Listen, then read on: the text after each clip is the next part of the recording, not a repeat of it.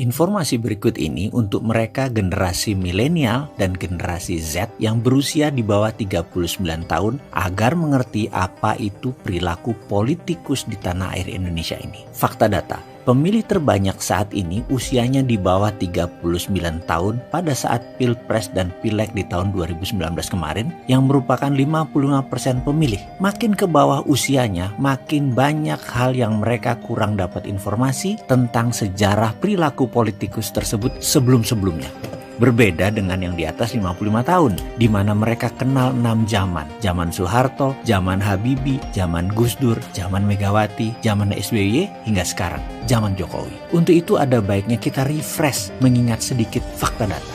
Seorang Fadlizon yang sering dihujat oleh penggemar Pak Jokowi itu adalah juru kampanye pemenangan Pak Jokowi dan Pak Ahok dengan baju kotak-kotaknya di Pilgub DKI 2012. Pak Anies Baswedan yang banyak dimasalahkan urusan banjir baru-baru ini itu tim sukses Jokowi JK plus mantan Menteri Pendidikan Kabinet Kerja. Sebelumnya, Pak Anies juga peserta Capres versi konvensi Partai Demokrat. Anies Baswedan dekat dengan JK dan nempel sama Pak Prabowo serta dekat dengan PKS. Padahal dulu Anies sering dituding Syiah oleh PKS. Di tahun 2012, Ahok itu yang menjadi wakil gubernur adalah Gerindra yang memasangkan dengan Jokowi. Ahok yang kemudian di tahun 2017 oleh 212 diserang plus diserang Gerindra juga. Kesimpulan, di tahun 2012 Ahok itu disayang, 2017 diserang oleh Gerindra. Kita lanjut. Kalau SBY bagaimana? SBY itu mantan menterinya Megawati, maju nyapres tahun 2004 bareng Pak JK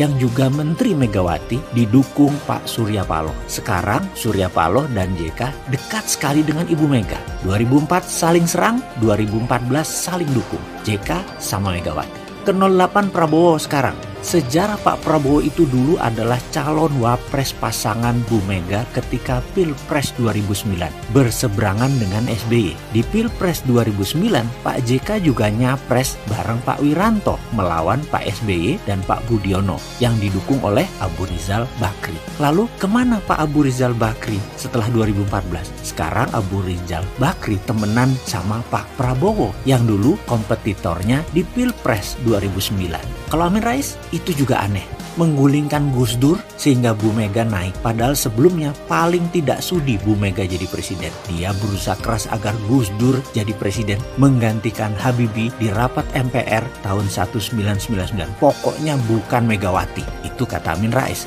Lalu digulingkan Gus Dur setelah 1 tahun sebelumnya digadang-gadang oleh Amin Rais dan naiklah Bu Megawati. Yang 1 tahun sebelumnya Pak Amin alergi sama Bu Mega. Kalau dipikir-pikir, Bu Mega itu memiliki hutang besar atas jasa Amin Rais menjadikannya Presiden Indonesia kelima. Pilpres berikutnya Amin Rais melawan SBY.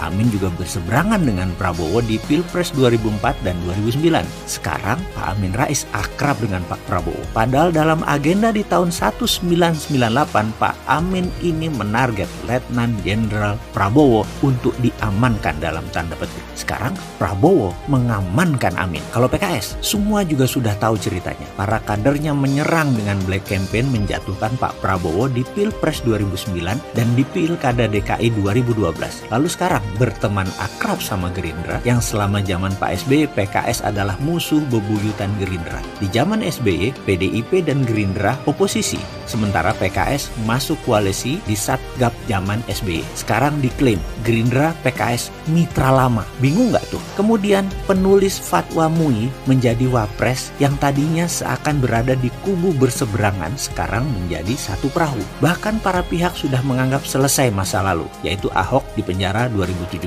Sekarang sudah saling memaafkan antara Pak Ahok dan Pak Ma'ruf. Dan hal ini seperti biasa saja di dunia politik. Ikut angin, lalu ubah layar dan miring ke yang menang. Hal itu biasa. Tadinya lawan karena kepentingan jadi kawan, itu biasa. Tadinya saling serang kemudian saling rangkul, itu biasa. Yang kasihan kan para fans, para kaum yang saling serang dengan memberi label seperti cebong, kampret. Mereka sering jadi bingung dengan drama apa yang dimainkan para elit dari tahun ke tahun. Para fans jadi emosi, menjadi murka begitu pujaannya tidak punya marah yang sama dengan diri mereka. Para fans masih menggenggam marah, para elit sudah posisi masing-masing dan dapat fulus Fans Ahoker pernah sebel sama putusan Jokowi ambil Pak Ma'ruf yang fatwanya menjerujikan Ahok. Namun tak lama kemudian logika mencari pembenaran mulai muncul setelah minum menyeruput kopi. Akhirnya menemukan lagi alasan untuk membela pujaannya dan mencari lagi bahan untuk mencela lawannya. Mulailah saling serang lagi. Karena dasarnya memang pemarah, jadi otak memang terus harus cari alasan untuk bisa marah. Di sisi lain, lucu kan? Para fans saling serang dan tetapi para elit bisa salaman dan ketawa ketiwi. Di sini melihatnya begitu ada angin, salah satu menang, mereka ngikut. Yang penting mulai ikut bermain searah angin. Itulah politikus Indonesia. Begitulah sedikit info wahai sahabat muda yang usianya di bawah 39 tahun yang merasa pujaannya akan selalu sama, memiliki rasa seperti kalian. Jawabannya tidak. Begitu pujaan hati kalian memiliki pendapat yang berbeda dengan marah kalian, langsung kalian memaki pujaan tersebut, jadi antipati. Lah yang aneh siapa? Jangan pernah berharap politikus pujaan hati kita akan selalu memiliki marah yang sama dengan kita. Misalnya, marah saya pada pejabat yang setuju berhutang dengan Cina Tiongkok adalah marahnya saya pribadi. Dengan alasan pribadi, jadi jangan terkaget-kaget kalau saya ditawari kredit tanpa bunga, tanpa cicilan 10 triliun dari pemerintah agar saya diam, tidak buat video edukasi cara cerdas bernegara. Tawaran itu saya terima. Atau nanti FPI dan 212 mendukung pemerintah. Jangan kaget loh ya, kita rakyat ini di bawah sudah sering diobok-obok perasaannya. Persis seperti sapi, tiap hari susunya diperes-peres tapi nggak dikawin-kawin. Coba bayangin. Pada ngerti kan sekarang? Ya wis lah, sekarang biasa aja deh.